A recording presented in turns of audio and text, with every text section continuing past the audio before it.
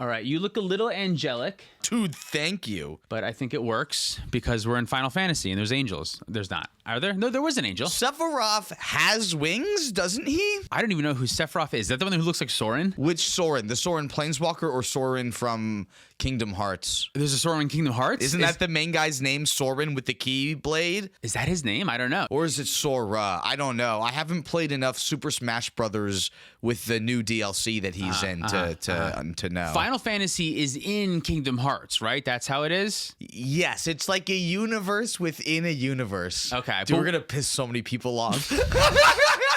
That's where Final Fantasy came from, right? From Kingdom Hearts, you know from how, the like, Disney video Mickey game. Mouse and like Goofy are in Kingdom Hearts. Right. So are these Final Fantasy characters. Yeah, the Final Fantasy. I don't know that that's true. No, certainly not. Final bullshitting Fantasy that. definitely came before. Final Fantasy characters are in Mario Hoops 3-on-3. So they're Mario characters. So they're Mario These characters. are the best Mario characters. In Vivi cEDH. is a Mario character. Okay, we're talking about Super Smash Bros. Characters today. Yeah, that's what it is. What's the best Super Smash Brothers character? Are we ready to start? Let's start. This podcast is brought to you in part by Dragon Shield. Use code PLAYTOWIN5 at the affiliate link down below for 5% off to help support the show.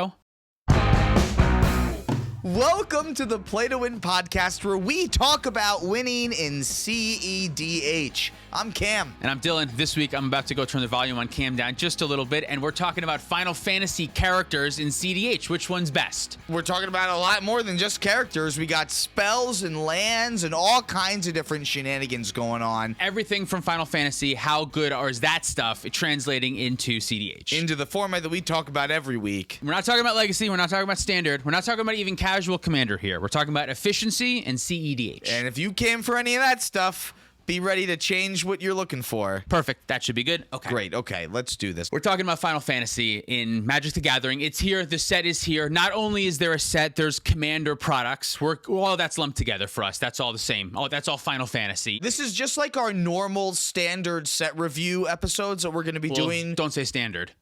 Oh, right, because we're not talking about Standard. Our normal cEDH But set for reviews. a normal set release, Yeah. this is the first Universes Beyond one that's getting the whole actual playable in all formats treatment. Is that true? Yeah, that is. Final Fantasy is the first standard legal to all the way back Universes Beyond in completion set. That is correct, because the closest that we've gotten was... We got Lord of the Rings, but that was modern only. Because that also not only had a draftable set, but it also did have commander decks that came along with it. But you're right, it was modern only. And then Assassin's Creed was like, it was a set, but it wasn't standard, and it was very tiny, right? A much more small. tiny set, Yeah. that was only for constructed older Eternal Have we had formats. other Universes Beyond sets? Just those two. Those are the only ones that are coming to mind right now that are full Universes Beyond. It doesn't matter. It doesn't matter. We're talking about Final Fantasy here today. No, I think you're right. I think you are right. Yeah. And this is the first standard legal. The standard part isn't relevant for us, but these cards were designed with the intent of being legal and standard, not the commander deck ones, the regular ones. Which I think shows, because we got a lot more pushed stuff than I think we normally do in sets where they're not necessarily trying to make Universes Beyond be something that you see regularly in Vintage and Legacy. That's true, but I don't think that was the intent for this one. The intent for this one was standard playability. That's what I'm saying. Oh, yeah. okay. I misunderstood you entirely. I think what I meant is that, like, they didn't want many cards from Lord of the Rings to make an impact in Eternal formats, because they want to keep them, like, Magic related. They didn't want, like, Frodo coming in and, like, working super well with Black Lotus. Orcish Bowmaster is fine because orcs are everywhere. That's just kind of generically flavored, so that way any set could have Orcish Bowmasters, so long as orcs are native to the plane that you're on. But this set is different, where they want it to impact every single format of Magic. Yeah. So they are going to push more cards for constructed formats. I think that's partially true, but it's a standard set. Like, they have to make sure that it's not too powerful, right? Because otherwise it'll break standard. Like, I get what you're saying, that they want these cards to see play, but I don't think they're making, like, modern and legacy power cards for a standard set. It has to be standard playable. I guess I'm just comparing it to, like, Fallout and to, like, I guess the only other sets that we've had that have been Universes Beyond or Lord of the Rings and Assassin's Creed. I feel like in general, there's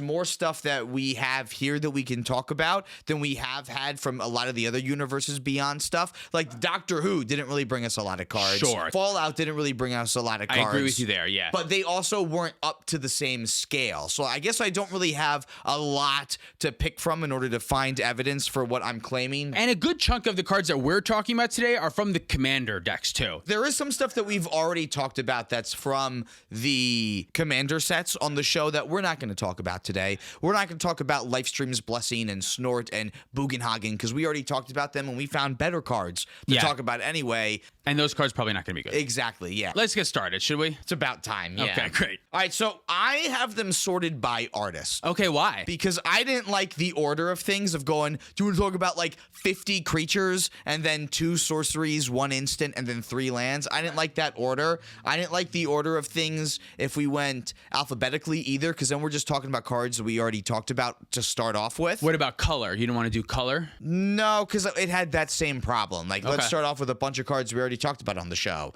Whereas if we start off with the Magali Villeneuve cards. Magali's great. Wonderful talented artist. Great. Yeah. We get to talk about Emet-Selch of the 3rd seat first. Sure. I can dig it. I don't give a shit at all what order we talk about them. So this is great. Yeah. You don't give an Emet-Selch what order we talk about them I don't.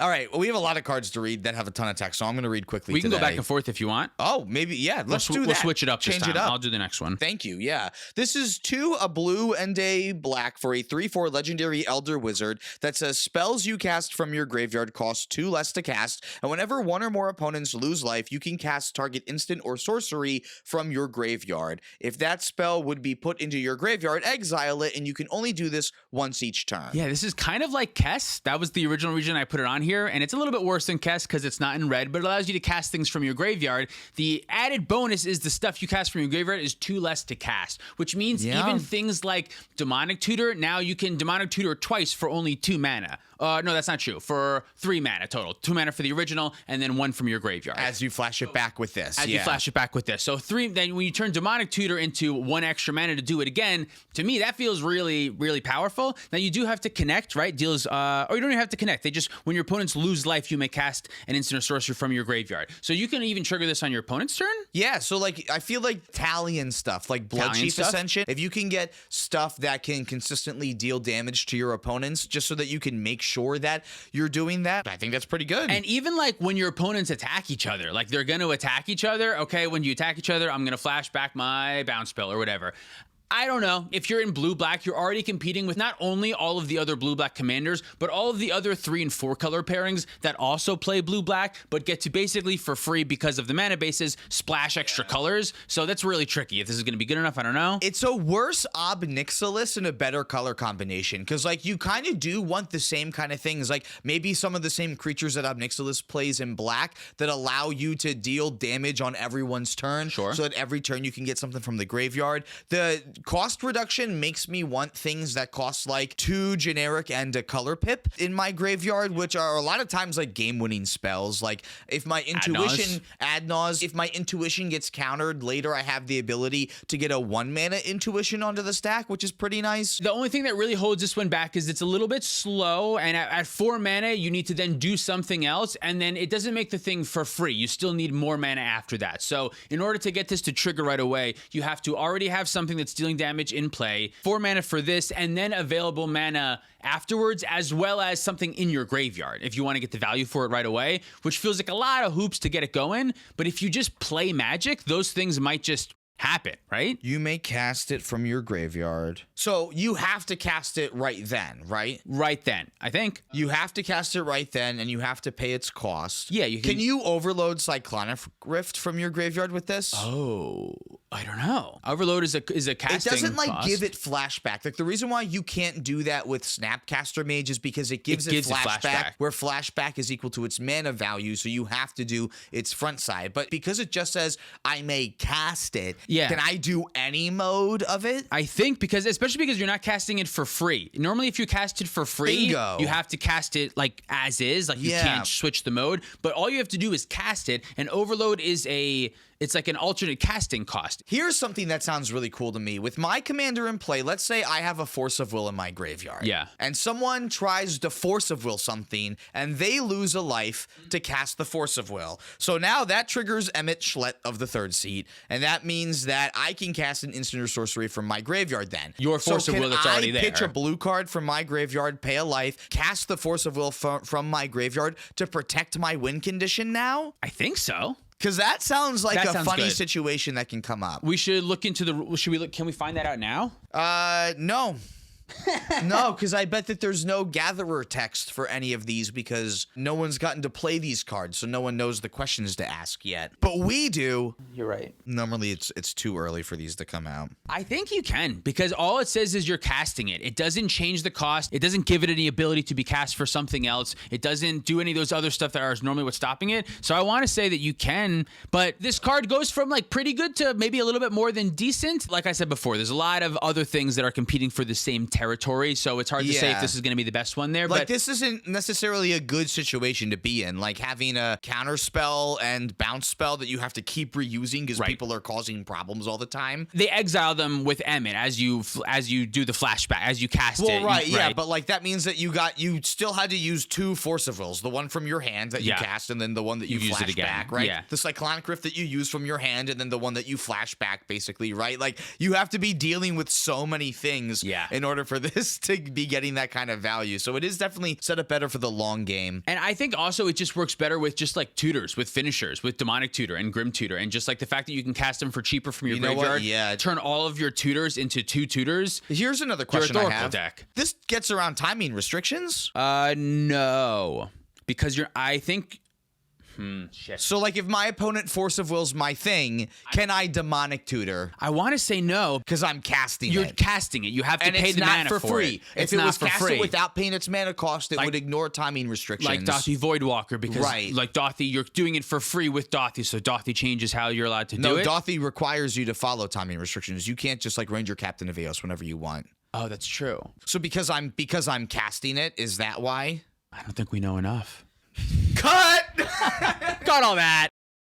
Okay, so just to clarify, Emmet does actually get around timing restrictions. We'll figure this out a little bit later, but because Dothy Voidwalker says until end of turn you can cast those spells, that's why Dothy has to follow timing restrictions, but Emmet makes you cast the instant or sorcery the second that his ability resolves, which is why he can get around those timing restrictions, and you can Demonic Tutor at instant speed. Now, Emmet also just lets you cast spells from your graveyard, so that means that it's not giving it like a flashback ability the way that Snapcaster Mage does, so you can use alternate cost, like Force of Wills, pitching a card and losing the life, alternate cost, which is super cool. So we were right about that. We'll actually figure out this Emmet situation a little bit later, but now that that's clear, let's get back to the podcast.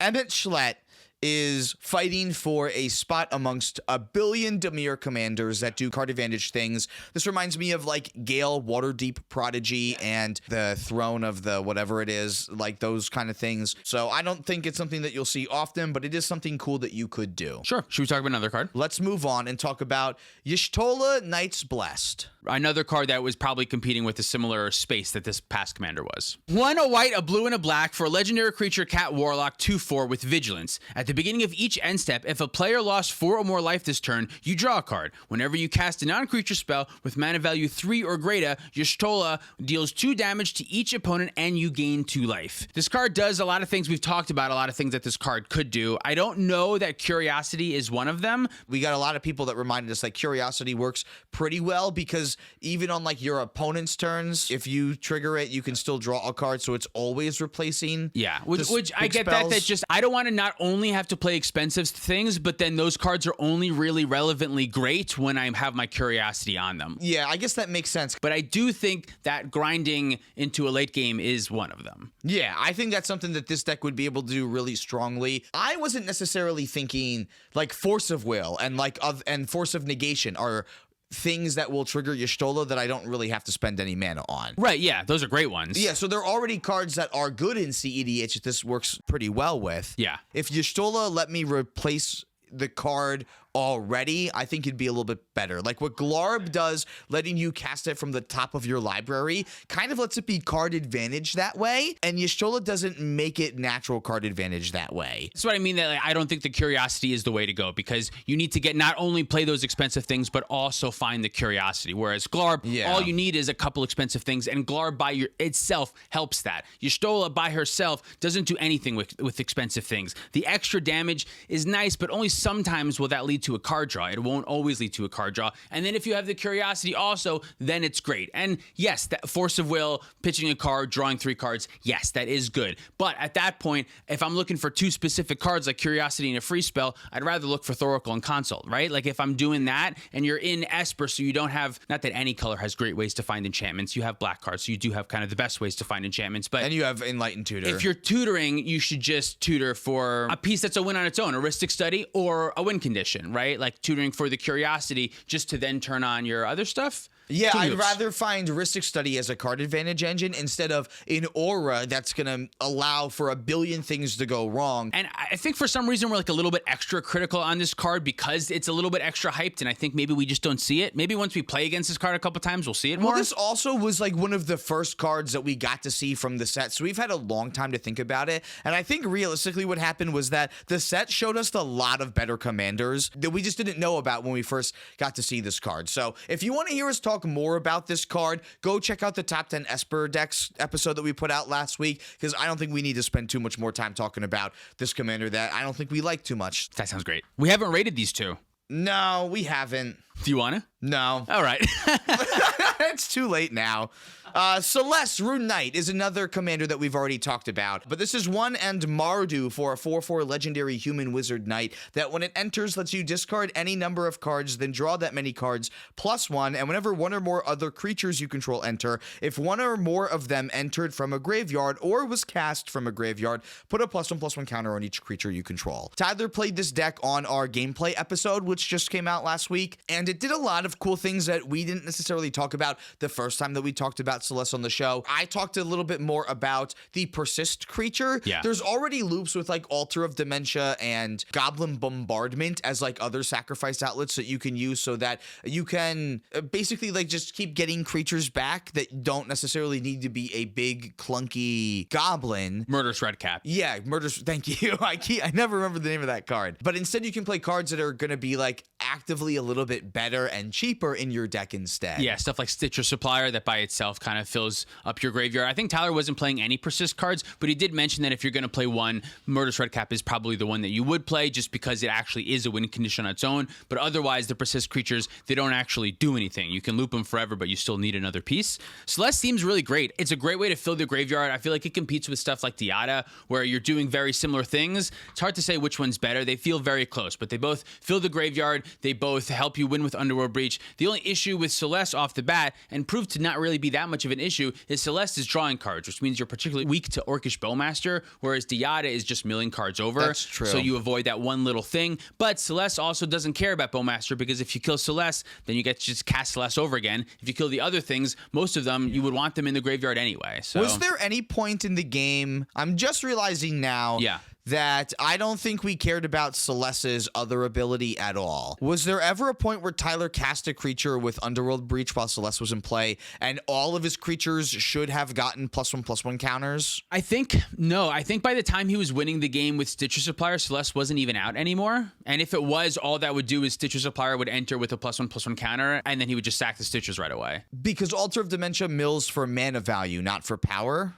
No, power. It's power, yeah. So he would mill 2 more cards. It would be a little bit easier to win the game. I guess it would make it more infinite somehow. It would make the loop like it's still infinite even with 7 cards, yeah. right? I guess maybe if like you're behind or if there's something that like sets you back, maybe that's I think good, when we were playing, I'll have to double check. I don't think Celes was out at the time. All right. Well, either way, I think Celes is good and better than either of the other commanders that we've talked about so far. I think so. Although it's always tough because like Consultation white decks like Esper is just a better color pairing than Mardu in a lot of ways. But I guess that's true, yeah. Mardu still has a lot of gas and has been getting a lot of stuff recently. Although today we're going to talk about a lot more blue cards than we're going to talk about red, white, or black cards. I guess that's true. Do you want to talk about another blue card next? Emet-Selch, that's probably a real word that I'm having a hard time with it. Unsundered.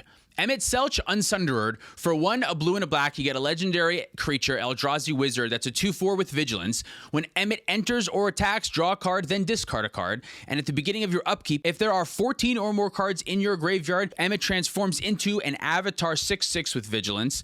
That's a legendary creature still, and has Echo of the Last. During your turn, you may play cards from your graveyard. If a card or token would be put into your graveyard from anywhere, exile it instead. So this is basically like a Yawgmoth Swill in the command zone that you have to really fight for. Yeah, and it's very telegraphed at the same time in a color combination that like is still missing a couple of things that you really want in your Underworld Breach Yawgmoth decks. Yeah, it's super interesting. I wonder if it's something that could go in the 99 of certain decks. I don't think so, but its effect is super powerful, just a little bit too many hoops. If you wanted to make Emmet happen, I'm sure that you could win 20% of your games with a deck like this. I think there are probably better options, though. Yeah, it's probably pretty easy to put 14 cards into your graveyard if you're trying really hard. The bummer part is that you have to cast Emmet and then pass, and then he'll flip over into Hades. Is he better than the other version of Emmet that we already talked about? I like the other one more. The other one looks more like Kess to me, and I like the play style of Kess. Although it's tricky because this Emmet allows you to play everything from your graveyard, where this other Emmet only lets you play one thing for turn. And only instants and sorceries. So technically, like the ability on the other one is more just, it's just less hoops that you have to jump through. It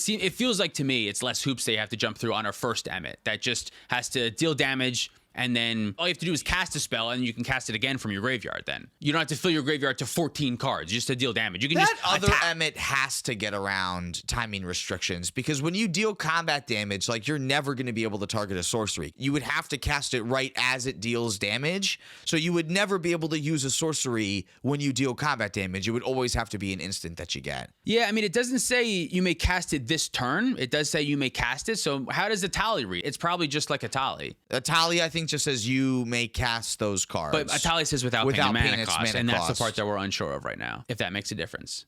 But I don't think that it... Because why does Atali get to ignore timing restrictions, but Dauthi doesn't? Dauthi says you may play it this turn without paying its mana cost. I think the this turn means that the timing restrictions are still relevant.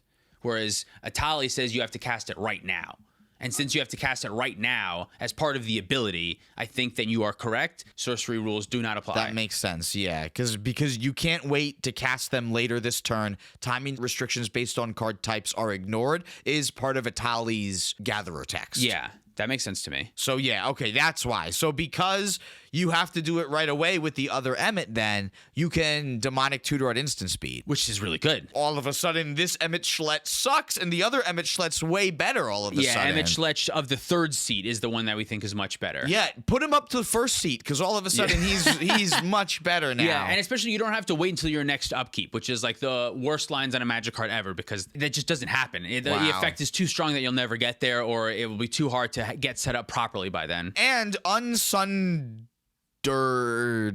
is a stupid name. Unsundered, I think, is a stupid name. I agree. Let's move on. I don't even want to talk about him anymore. Is it my turn or your turn to talk about a card? It's my turn to talk about a You card. get to say the cool one. We got Traveling Chocobo.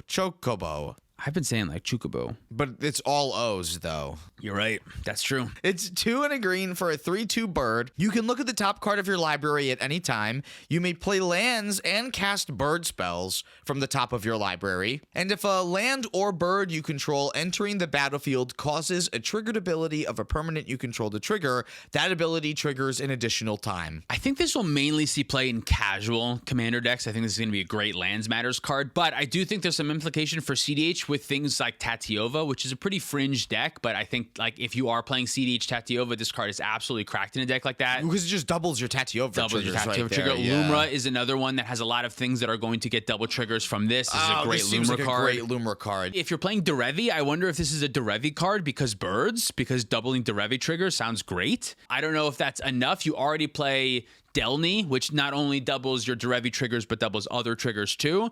But Traveling Chocobo, how did you say it?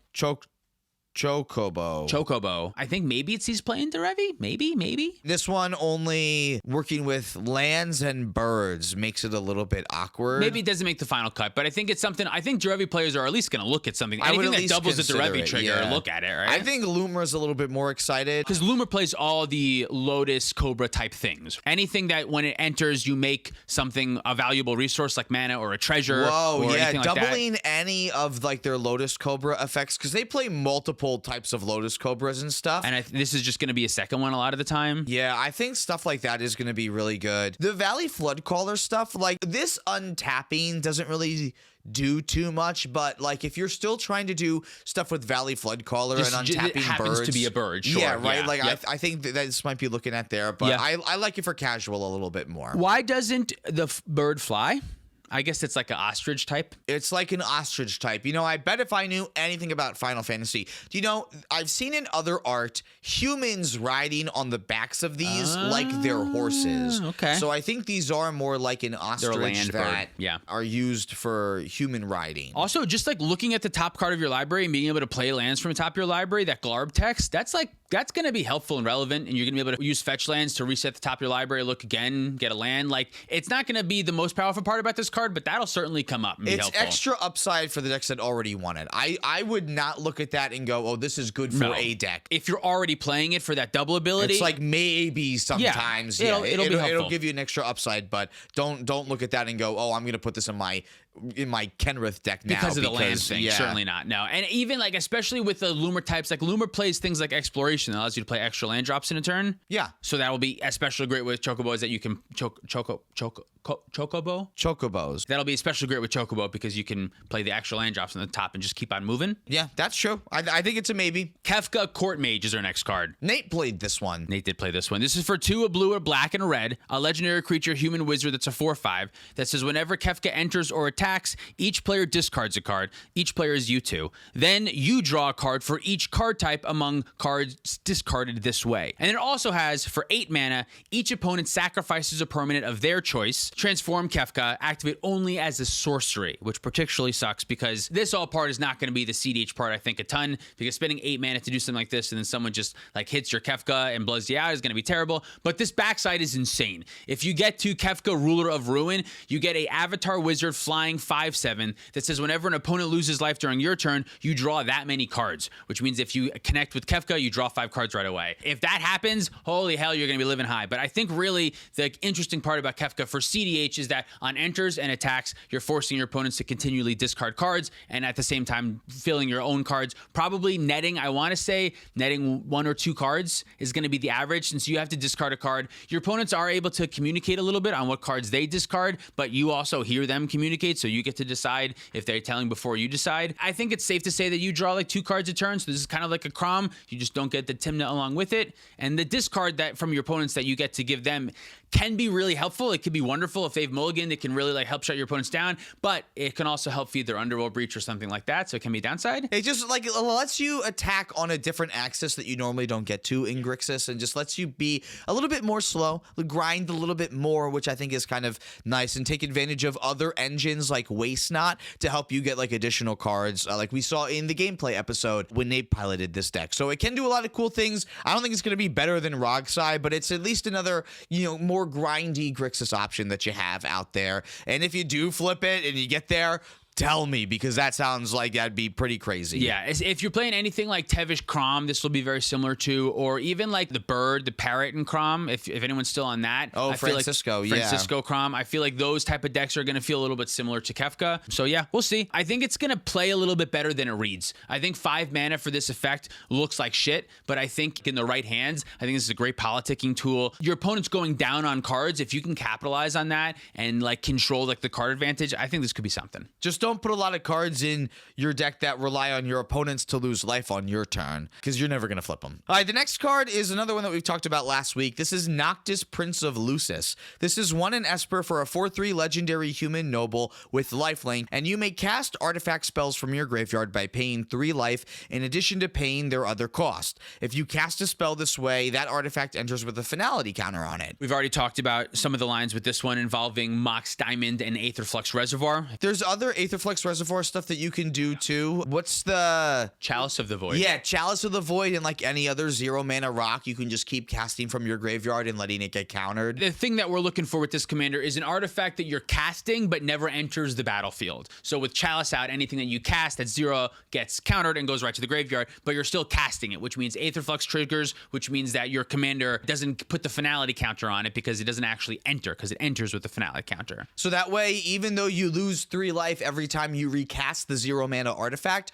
you gain incrementally 1, then 2, then 3, then 4, then 5, then 6, and 7, and then over and over with until you can just fire in your laser at the whole table with the Aetherflux Reservoir. The only issue that I have, and it's kind of a big issue with Noctis, is that that's the only thing that this does. It doesn't actually provide any real advantage on its own. You could use baubles over and over again in the meantime, I guess. That doesn't really seem like a lot. And you only get to do it once. For each bauble. You don't get to reuse them or anything like that. That's also true, yeah. So there's a lot of people that are really hyped for this card. I just haven't seen it yet, so I'm gonna wait for those people to prove me wrong before I change my opinion on it. Did we rate this one lower than Zur in our Esper? Oh, yeah. Okay, I still feel that. I think it's worse than Zur. I think it's definitely worse than Zur. This one's better than Zur. Oh, the next card? Yeah, the next card that we're going to talk about. Oh, yeah. Take it away, Dylan. Terra Magical Adapt has so many words. You're getting all of the two-sided cards with all the words. So many words on the back that are irrelevant. This is for 1 a red and a green, a legendary creature, human wizard warrior. It's a Najeela card? What? No. This is shit.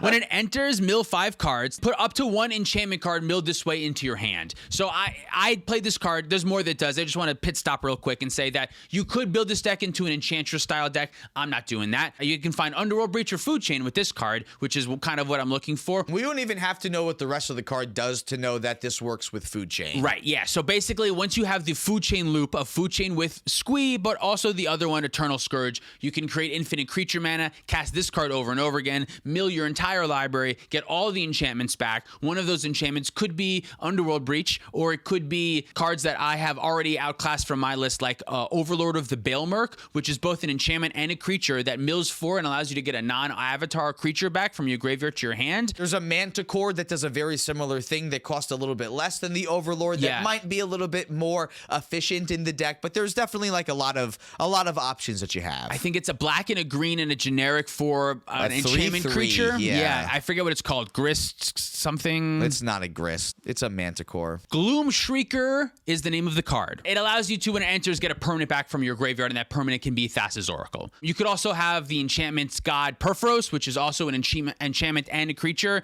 that you can cast with the Food Chain mana and then just continue your loop. You know, that's kind of nice because then you don't have to play Thassa's Oracle in the deck either. You kind of want to play Thassa's Oracle. We could also talk about the backside of what this card is, or the rest of the text on it. It's a 4/2 on the front, but it has Trance, and for 4 a red and a green, you can tap it, exile Terra, then return it to the battlefield transformed under its owner's control, activated only as a sorcery, and it does some stuff that is not great for this format. It is a legendary enchantment creature, saga wizard with flying as a 6/6, and Esper Terra, which is not an Esper card, has several saga lore abilities on the backside. 1, 2, and 3 are all the same. They say create a token that's a copy of a non-legendary enchantment you control. It gains haste. If it's a saga, put up to 3 lore counters on it, sacrifice it at the beginning of your next end step. I think the goal here is that this is like a saga card. This like works well with sagas or something. That's a theme in the draft set. Right, yeah. So, but we're not doing anything with that. I think there's also something that you can do with Spark Double on the backside where you can create infinite Honestly, something. If you're trying to do something with the backside, I think you're building this deck in the wrong direction. Yeah, I don't like it for those things. The 6 mana to flip it, we're not doing that. And then the 4th ability, which like theoretically would be cool if you ever got there. I don't know if you would. Add white, white, blue, blue, black, black, red, red, green, green, and exile Esper Terra, then return it to the battlefield. This is what makes the card 5 colors. For Commander, for some reason, since it has the actual pip and it's not a reminder text, this card is now a 5-color identity card, which flavor-wise, I think is stupid. I agree. But for cEDH and structurally wise, I think it's great because now I can play this card as a 5-color good stuff Food Chain Commander, and I think it's much better than Food Chain First Sliver, which I was not a big fan of before. Exactly. So we've seen this deck on the channel already. We've talked about it already. I think it's impressing me more than I thought that it would. This could be something that has some sort of long-term implication in cEDH. We'll see if that comes into TEDH at all, but yeah, at least it's something that's holding its own. Yeah, Food Chain is a little bit tricky when it comes to TEDH because Rhystic Study is its worst nightmare, and Rhystic Study dominates the format right now. But it's also important to note that this card also specifically works really well with Underworld Breach, which is one of the best things that you can do in the format. That this, with Essence Flux and Lion's Eye Diamond, you can infinitely mill your library. Yeah, so if you play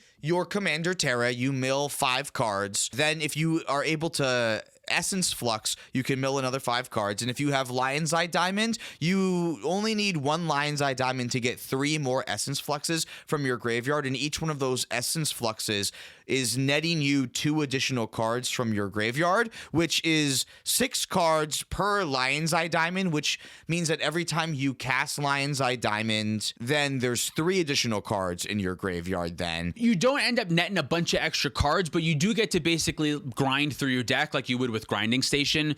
Is that great? I'm not really sure. It's just something else you can do. Essence Flux a better card to play than Grinding Station, whereas you might want Grinding Station normally. Like, this is like a little bit more efficient because there's a little bit extra value that it's a blue card. A blue card can get you in your deck. And then just the fact that like it just makes Underworld Breach good. If you have to cast Terra, now there's 5 cards in your graveyard. You're playing 5 color good stuff. One of them is going to be castable. If you can find Underworld Breach, now your Breach without any setup is going to be really great, probably, which is helpful, I think. Yeah, exactly. So that's Terra. I don't have anything else to say about Terra. Great. We should move on to the next card then. Let's talk about Vivi Ornithir. It's been a little while since we talked about Vivi. Vivi is 1 a red and a blue for an 0/3 legendary wizard with the 0 ability that lets you add X mana in any combination of red and or blue, where X is Vivi's power, and activate only during your turn and once each turn. And whenever you cast a non-creature spell, put a +1/+1 counter on Vivi, and it deals 1 damage to each opponent. So the main thing that this one does is this one does work really well with Curiosity effects. This is a Curiosity commander. Because it says non-creature spell, which means 0 mana artifacts, which means anything that's not a creature, not just specifically 3 mana or higher. So if you have Vivi with a Curiosity on it, and then you cast like a Mox Amber,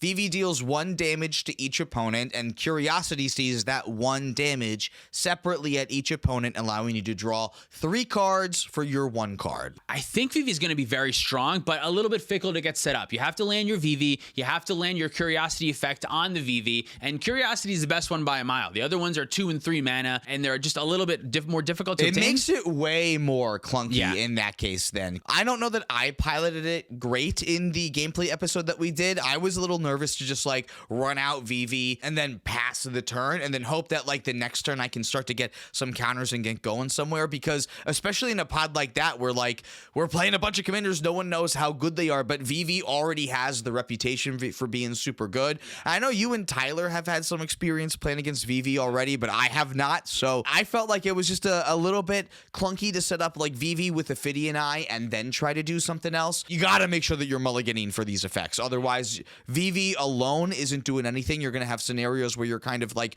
ramping to nowhere. And maybe I should be playing more of a Storm build, but I also feel like playing, you know, cards that do things to help me win is better than just like playing a bunch of cantrips at the same time. Definitely. I think Vivi is a little bit interesting because during the Curiosity thing, Vivi draws you cards, but until then, Vivi only gives you mana. So you have to think of her as only mana until you get advantage. So as you're looking through opening hands, and you were doing this, you found Mystic Remora and then I Swansonged it, but like you have to find another source of card advantage. That's not the Curiosity effect. Like you have to have that card advantage prior. I do think Vivi is kind of interesting because it also weirdly plays a little bit like Burgi, whereas Burgi, every time you cast a spell, you get a mana. Yeah. The same thing with Vivi, except you have to get that mana all at one burst. So you can't use those things to pay for each other back and forth. But I wonder if Vivi is a card that could make it into the 99 of decks like Blue Farm that is looking for this type of effect, that wants to play a couple spells, mix some mana. The idea of like playing this on turn 2 off of a rock, playing another rock like a Mox Amber, triggering this, make a mana, use the Mox Amber that you make with this to cast Arcane Signet, and then pass the turn. So then for your next turn, you can punch the button again right away to make 1 mana and you already have it. Like,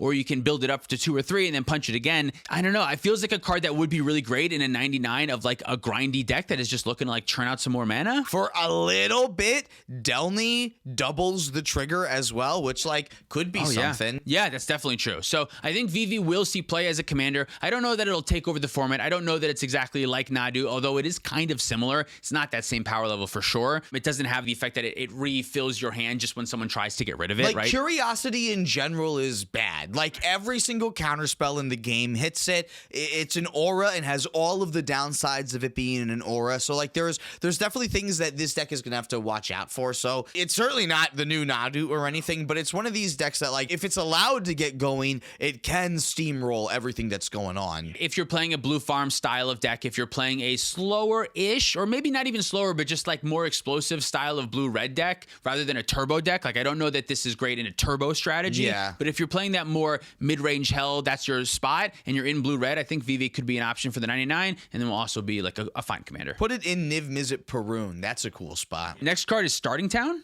Ooh, a land. A land. Probably, honestly, probably the best card of the set, quietly, which is like not flashy at all, but like realistically, I think this, and there's one other card that we're going to talk about in 2 seconds that is also probably one of the best cards in the set. But Starting Town is a land town that enters the battlefield tapped unless it's your first, second, or third turns of the game, which are the most important turns in cEDH. Taps to add a colorless mana, or you can tap it, pay 1 life, and add 1 mana of any color. So its mana abilities alone have it as a better mana confluence, which is really nuts. Yeah, it's kind of like Spire Industry, which also does a similar thing, but requires an artifact in play that you can either pay for colorless mana for no life loss, which will come up a reason about, or you can pay the 1 life for any color that you want. It's kind of like they made a mana confluence in the style of the fast lands from Scars of Mirrodin block. Yeah. But instead of it being like you could play your 3rd land on turn 5 and still have Dark Slick Shores come into play untapped, this only comes into play untapped on turn 1,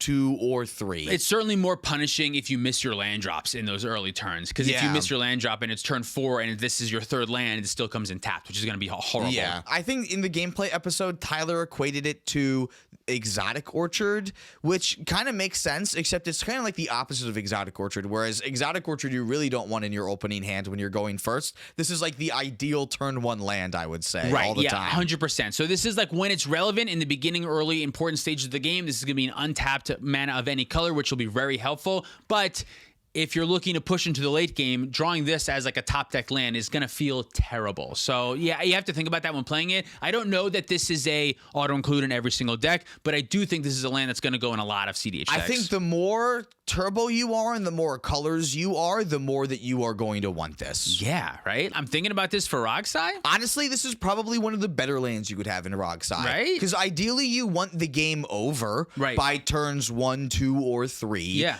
And it makes all of the mana that you could need. So the double blue pip issue that you have like can be fixed a little bit better just by like shoring up your mana base just that much more. And it's going to be like strangely, probably oftentimes irrelevant, but when I can cast a Soul Ring on turn 1 with this and pay no life to do it, that's going to feel great when I Necro later and get to go 1 card deeper because of it. Yeah, that's a big thing when you're like, oh man, all my mana like is gonna tap and deal me damage. Like this at least has the option to not have to do that. Yeah, so I think it'll certainly see play a lot in a bunch of different decks. I think so too. This one, this next card, not so much. This one's not as much. Matoya Archon Elder is 2 and a blue for a 1/4 legendary human warlock, and whenever you surveil or scry, you draw a card.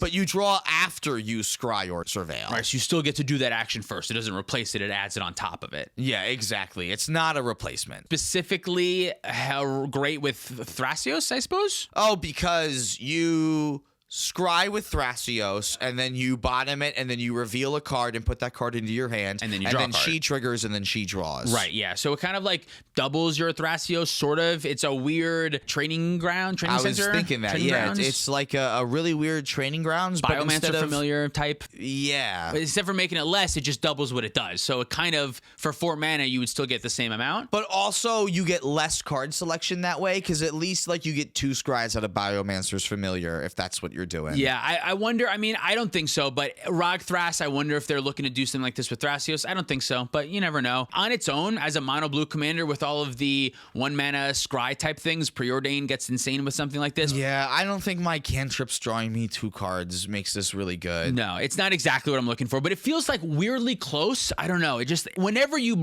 draw a card unrestricted by amount of times you can do that per turn or whatever, that feels like something I'm looking at. Yeah, whenever you game action, draw a card unrestricted the amount of times I can do this per turn. Yes. I want to look a little bit extra. I just want the game action to be something that I'm already doing, or I actively want to be doing because it's a good thing to do. Yeah, exactly. You have to have enough of those cards that aren't bad without this card, Matoya, but that are extra good with it. And like having a Surveil land draw you a card is neat, but is that worth it? When every deck plays 1 Surveil Not land, really. like that's not going to do enough. The next card that we're going to talk about is going to do a lot more for you. I think this card's going to be really good. Yeah. Tataru? Tataru? Tataru is how I would say it. Taru is a 1 and a white 0/3 legendary creature dwarf advisor that says when it enters, you draw a card and target opponent may draw a card, which is lame, but it also has Scion Secretary that says whenever an opponent draws a card, if it isn't that player's turn, like for what just happened, you create a tapped treasure token. This ability only triggers once each turn. What a weird little Lotho. What a weird little Lotho that has a ton of restrictions and I still think is going to be all right.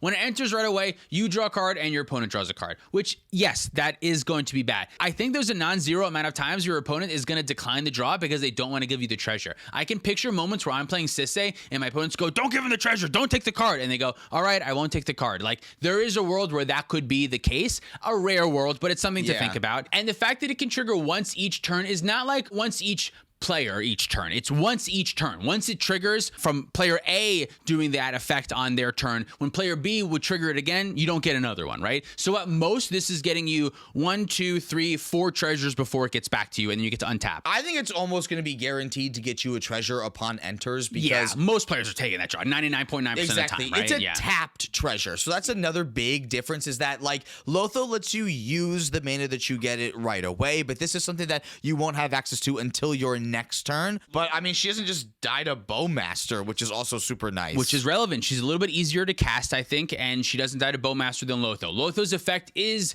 I don't want to say strictly better, but it's better in like almost every measurable way, right? For arguably being 1 mana, draw a card, give your opponent a card, and then you'll get more mana later. This seems like a really solid engine. Really easy to get out on turn 1. Celes is the main deck that I'm thinking about for this card. I think this is almost an auto-include in Celes. I think it being a legend is huge. I think it being able to make upwards of 4 mana a turn cycle for Celes in particular is going to be huge. I wonder, like, if I have the Emil with infinite mana loop, I could loop this to draw my deck. My opponent would also draw a deck, but if I have Bowmaster out, they're already dead because I can just flicker Bowmaster. Yeah. I'm trying to think if that's ever going to be relevant, that I could flicker with Emil to draw extra cards. And sometimes it might be. Someone's winning the game. Hey, let's look for some cards. I'll have you draw a card if you find a counter spell. Let's counter this not spell. Only, you and someone who's not winning the game get to draw. And like you already have Emil out.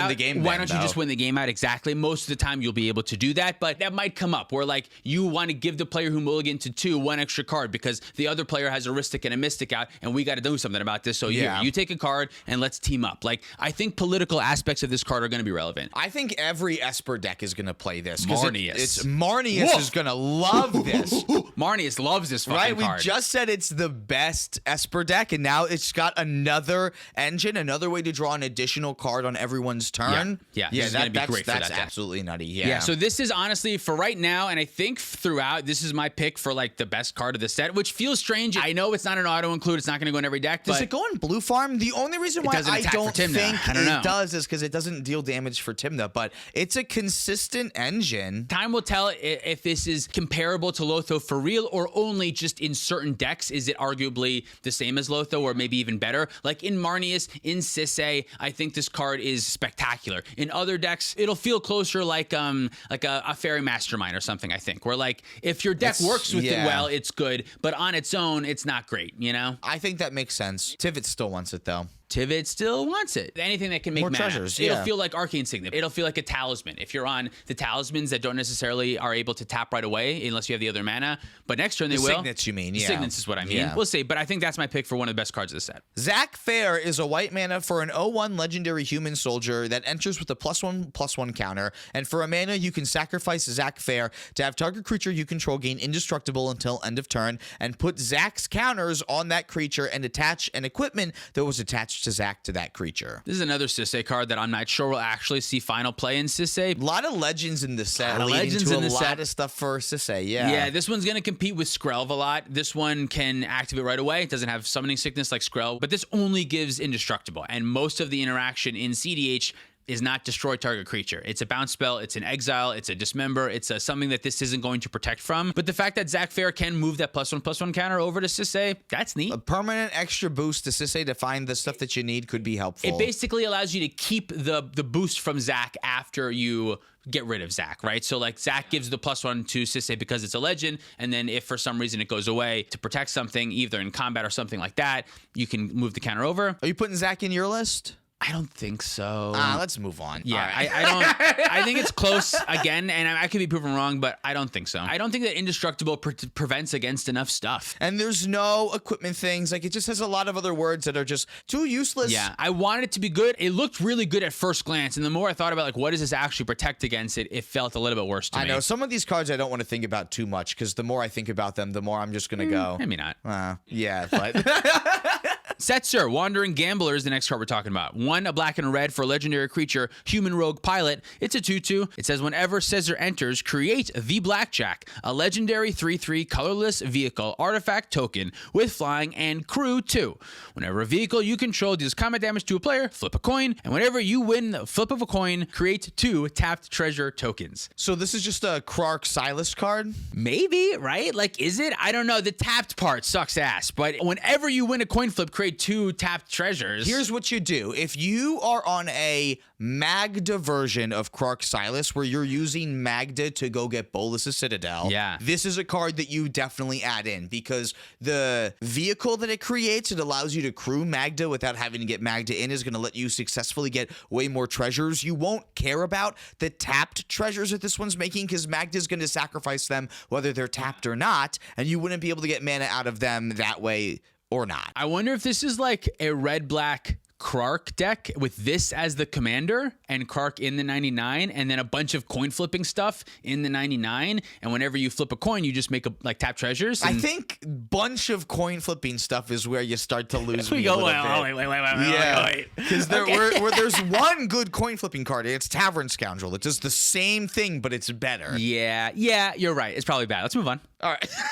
All right. The next one, oh god damn it. Oh no. The Fire Crystal. This is 2 and 2 red for a legendary artifact that says red spells you cast cost 1 less to cast. Creatures you control have haste. And for 4 and 2 red, you can tap it to create a token that's a copy of Atali, and then sacrifice that token at the beginning of the next end step. That's a chunky. That's a chunky. We can move on now. Yeah.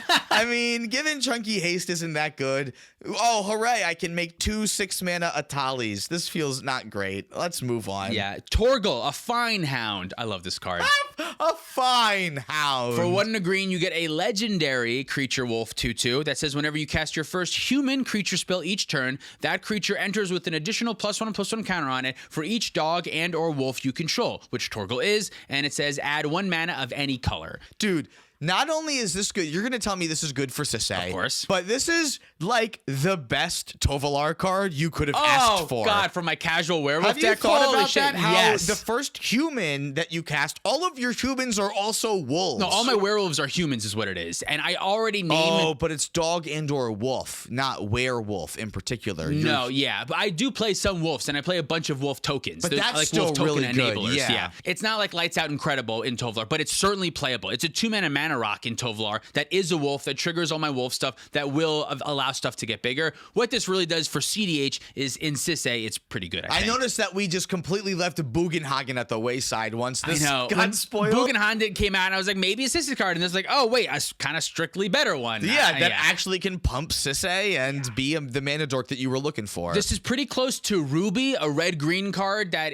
allows you to tap for red or green and has haste, and it's a legendary creature. I know we were talking about Catilda the other week too, which lets your humans tap for a mana of the color that they are. And I know you also just put that in your Sisay deck. Do you think that Torgal replaces either of those right now? It definitely fits in the same area. It's one of those cards. I personally don't want to take out either of those cards, but it is nice that if you play the Torgal first, which you normally want to deploy the mana first, Torgal will kind of act as a 2-color legend, just like the other ones do, because Sisay, a human, will enter with the +1/+1 counter, and that's surprisingly relevant in Sisay. Yeah. Having this add 2 +1/+1 to Sisay combined, being a legend and then the counter, is particularly relevant. I've mentioned this before, but Sisay being able to find 3-drops is huge. Yeah. Being able to find Silvala and Tyvar and Derevi and any of these pieces that help you start your combo is particularly good. So I think that this one is certainly, I'm going to play it in Sisay. I'm going to try it out, but I don't think I take out either of those cards. It's just a different card that gets replaced. Yeah, take out something else. I think that makes sense. Yeah, because what Catilda does is be your enduring vitality. Kind of, And, yeah. right, it's Which like- I it's like- actually just cut. I cut Enduring Vitality, Oh, weirdly because enough. it's not a legend. And 'Cause it's not a legend. Catilda is your Enduring Vitality. Yeah. And this is not Enduring Vitality in the same way. Like, this fixing your colors is not what Enduring Vitality was good for. Enduring Nope. Vitality was good for letting your creatures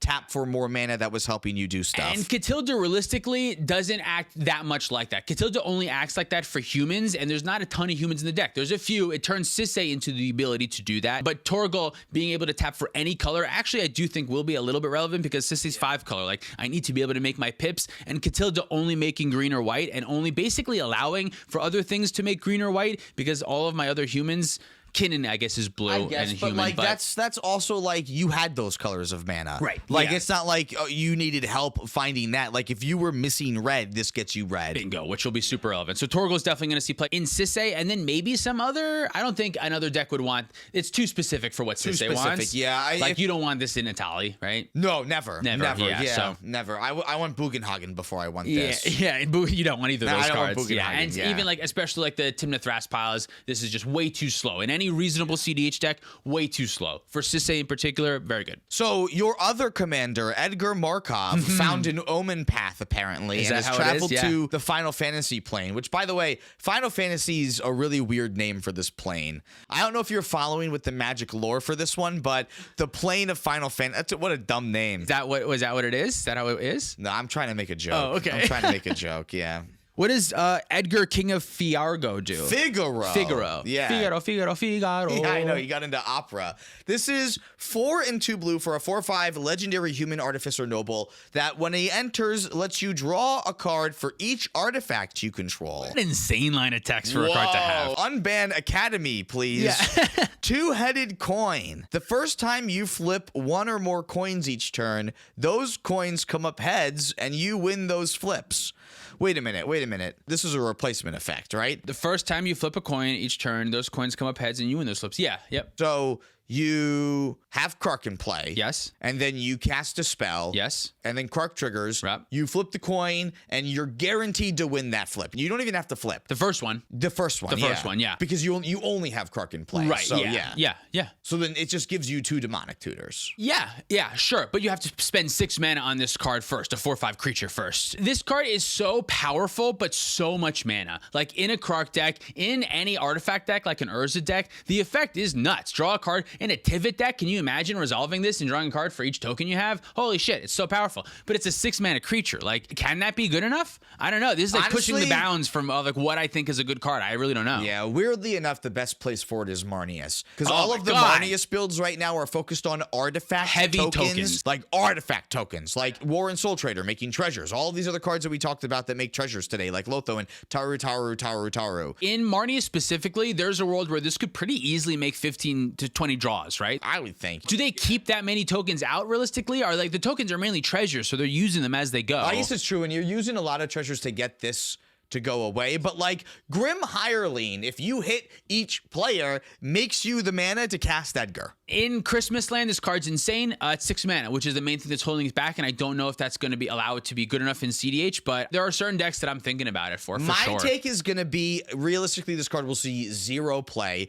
but because it says cool things like draw a card for each artifact you control and, wow, Krark upside? Okay. I think like there's a reason to talk about it, but I think the longevity of this card does not exist. Like when it feels good, it's going to draw you 30 cards. When it feels bad, and you're going to love that. yeah, and when it feels bad, it's going to be in your hand, and you have 3 mana available to you, and this does nothing. And It you can't sounds cast like it. I'm being really harsh against it, but like there's some really good stuff from this set that I'm like looking at everything really highly because of stuff like Vivi and Starting Town and Taru. Like there's a lot of good stuff that we're getting. So I'm allowed to be mean to more Let's do whatever worse you want. cards. Yeah. The next card is one that I can talk about. I think Yes, it's my this turn. is your turn. The Gold Saucer, which I like. There's some food stuff in this set. It's a land town. It taps for a colorless, and for 2 and tapping it, you may flip a coin. 2 generic mana. Flip a coin. If you win the flip, create a treasure token. And for 3 and tapping it and sacrificing 2 artifacts, you draw a card. So in your Edgar King of Figaro decks, This will go great. this will go great. I realistically think this is a fine card. I think there are enough cards that just like you flipping the coin will be a nice benefit. Like being able to flip a coin will be good. Yeah, Again, with Setzer or with Tavern Scoundrel, like you're making 3 treasures when you activate this. It's a lot of mana to do these effects, so it makes it a little bit tricky to judge. And it's a colorless land, which are slots that are very tricky right now. There's a lot of other things that can fill these slots. Yeah. It would be something that I would be thinking about in a Kark deck. I don't know that I would land on it officially, but it would be something that I'd be looking to try. I mean, 3 mana, tap it, sacrifice 2 artifacts, draw a card is also text. Kind of interesting, yeah. You don't have to sacrifice it. You can do this over and over again as long as you have a stream of artifacts. Like, is this another Marnius card that this just like allows you to create a token, sacrifice the tokens for more value? It feels like it's going to end up being a casual card because it's just a little bit too much mana and a waste of land drop. It has some other things that we like to do in cEDH sometimes. Yeah. Let's just move on. Moving on. Gogo, Master of Mimicry, is 2 and a blue for a 2/4 legendary wizard. For X and tapping it, you can copy target activated or triggered ability you control X times. You may choose new targets for the copies, and this ability can't be copied and X can't be 0. Yeah, so I don't know really what this one does yet, but I feel like it has a lot of good words. I think it might do something with Sisse, but I think overall it'll probably be a little bit more win-more-y than anything else, where like by the time that you can pay to do this, you should probably be able to win the game in another way anyway. But copying activated abilities twice is just interesting, so it's a card that I'm considering. I feel like if there's a way that you can untap them, copy another activated ability that's letting him untap, I think like there has got to be some kind of a way that you can loop this. It's just going to be a little bit mana intensive because you need to not only copy something that untaps him, but copy something that makes you the mana to replace the mana that you use to activate the ability too. So I think that there's a lot of cool things that could go for this card. Like it's a wizard, so like it can copy Anala triggers, which could also be something that could be interesting. But I don't know that that's something that deck's looking for. What about Brago? Doesn't Brago do something like this with like? The problem is that if you blink this thing to have it come into play, now it has summoning sickness, so you can't reactivate its ability. So it's not like quite like a Strionic Resonator in that way. Yeah, but you can just like double up on the other stuff that your Brago is blinking. You could right? still double blink with it to make like a bunch more mana, trigger a bunch more other stuff. It's probably still not bad there. Sounds like a casual card. Next card's not. Lewis sucks. I don't know how to say this one. I'm so Lewis sorry. sucks. I feel so bad for everyone named Lewis. Lewis sucks. Sacrifice is a blue mana, an instant. As an additional cost to cast a spell, sacrifice a legendary creature or pay 2 mana. Counter a target activated ability, triggered ability, or non-creature spell. This card sucked up until you said or non-creature spell. The fact that it says non-creature spell, I feel like makes it like maybe the first considerable stifle that we've ever seen. And we always, people, this is like a stifle. And I always think they're bad. This is the first one that I say, maybe. But only for Rograk decks, though. And I don't even think it's good in Rogsai. I don't really want this in Rogsai. A 1-mana counterspell that I have to sacrifice my commander for, why not just play Swan Song? I already cut Swan Song. I don't want to stop your triggered ability. I don't give a shit about that. I guess that's true. Man, is it only a Rog Thrask card? I think it's considerable in Rog Thrask. Mainly, it's just an extra 1-mana counterspell that sometimes can counter an activated or triggered ability. But even still, I don't think you really want to sacrifice your Rog. You want to use it for other stuff. Like when Rogsai specifically, when I'm sacrificing Rog, it's to get mana. I want to go up in mana normally when I get rid of Rog, or use Rog in play to cast a Fierce Guardianship or Deflecting Swag. I feel like Rog Thrask thrives on Rograk being in play instead of like getting sacrifice value off of them. Something like Talion. I think Talion would love a card like this because you get to sack Talion when you want to, because sometimes you want to get rid of Talion, and then it's just another like efficient counterspell, which can be really helpful. And sometimes you want to stop activated or triggered abilities. This is interesting in Talion because if you have Thoracle Consult on the stack, and then they trigger Talion, you sack Talion and stop the trigger from happening too. Or sack something else and exactly. Sack something else and counter the Talion's trigger, or sack the Talion, counter the thing, and then now if they counter it over top of it, Talion will be there. Exactly. I've heard some Sisse pilots talking about it, using this as just like another 1-mana counter spell that can get rid of a legend you don't care about. I don't want to do that. That's not for me personally. No, you want them in play because they're helping your game plan. Yuriko is another one that I think Yuriko would love something like this. Oh my god, this is so good. Just get rid of the Yuriko. You can command Jitsu in it again. There will be certainly cEDH decks that can utilize this card for sure, I think. Sometimes it'll be 1-mana counter non-creature spell. Derevi? Maybe Derevi. Maybe. It's better than Swan Song, and it's better than an offer you can't refuse if you have the thing to sacrifice. You just don't always have the thing to sacrifice. In most decks, Swan Song, and Offer You Can't Refuse, and Flusterstorm are all going to be better than Lewis Sucks. Right. But in some decks, Lewis Sucks will be equivalent to those cards. Maybe better. Clip this and send it to your friend Lewis. This is, I think, strangely, although we just talked about a couple places that it wouldn't work, due to the places that it would work, I still think this is probably one of the better cards of the set for cEDH. Where it's going to be good, it's going to be hella good. It's just not going to be good in most decks. Right. Even, honestly, Tymna Kraum is the deck that I'd be more interested in, because a lot of times you don't really care about Tymna. You played Tymna because you didn't want to invest something better onto the battlefield, and then later when you win the game, all right, great, get rid of Tymna, now I have a one-mana counterspell. That's going to be fine. That deck plays a lot of legends. Ragavan, Delny, Bergie. Right? Like Yeah. There's a couple extra ones. We heard them out. I mean, a lot of cards you want to keep in play, but... So I think this will certainly be a card that'll see play. This one, 2/2/2/2 and starting land. Yeah, I think they're some of the best non-commanders. Should we talk about another one-mana blue card? Magic Damper is what I am when I don't feel like playing the game. This is 1 blue mana for an instant. Target creature you control gets +1/+1 and gains hexproof until end of turn, and untap it. This is a Stella Lee card. Yeah, so it doesn't like draw you through your deck the way that a lot of the good Stella Lee cards that untap Stella do, but it at least lets you untap Stella Lee so that you can make an infinitely large Stella Lee. I think this is Shore Up. This is exactly Shore Up. This is exactly Shore Up. And, and Shore Up, I think, already sees play in Stella. Because having a huge fucking Stella is still great. I have certainly thought about cards like this in Sisay to untap the Bloom Tender. Specifically, Legolas's Quick Reflexes. That card is so cracked in half. That untapper effect I am playing, but I'm not going to play another one like Magic Dumper in Sisay. But if you're playing the Cowgirl, I think this card's great. And the next card is also only great for one deck, too. Eden, Seat of the Sanctum, is a land town that taps for a colorless mana. It has for 5... Tap it, mill 2 cards, then you may sacrifice this land. The sacrificing the land is part of the resolution of the card. You don't even have to do it. When you do, return another target permanent card from your graveyard to your hand. I was just thinking about Lumra. Lumra. Oh, yeah. Because it has a way to help fuel your graveyard a little bit more. You get it back into your graveyard. And if you end up milling over one of the engines that you need, like one of the lands coming to play on tap, like a Spelunking or something, you can get it back and then help you go through stuff a little bit better. You already play Buried Ruin, which is for much cheaper investment, but only gets back artifacts. Yeah, and this...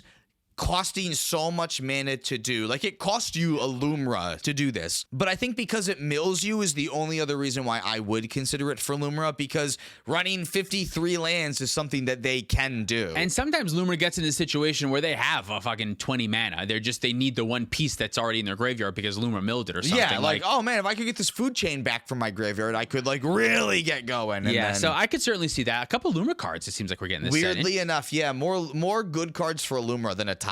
What are we looking for? Yeah, no good Atali cards really, right? Every card that we've talked about over the past 3 weeks or 4 weeks for Atali has sucked ass. Yeah, I don't think any good Rogsai ones either. I know that counterspell, but I think I stand by. I don't think that's a Rogsai card. All right, we got one more card to talk about. Final card. The Wandering Minstrel is our last card. This is a green and a blue for a 1/3 human bard. It's legendary. It says lands you control enter untapped. Oh, damn. This was almost a Lumra card again.